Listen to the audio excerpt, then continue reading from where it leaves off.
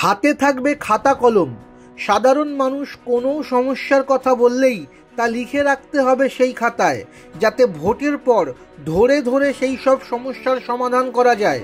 ঝাড়গ্রামে দলীয় নেতৃত্বের সঙ্গে বৈঠকে একথা স্পষ্টভাবে জানিয়ে দিলেন তৃণমূলের সেনাপতি অভিষেক বন্দ্যোপাধ্যায়। এমনটাই খবর তৃণমূল সূত্রে।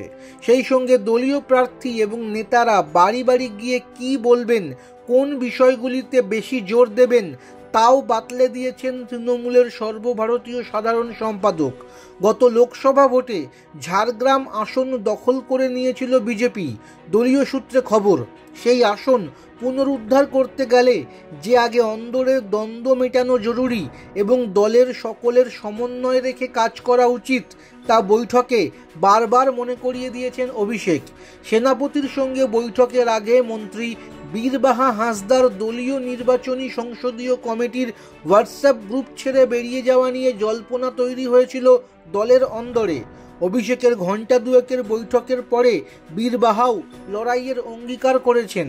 তিনি বলেন, জেতার লক্ষ্যে সকলকে নিয়ে প্রচারে ঝাঁপিয়ে পড়তে বলেছেন অভিষেক বন্দ্যোপাধ্যায়।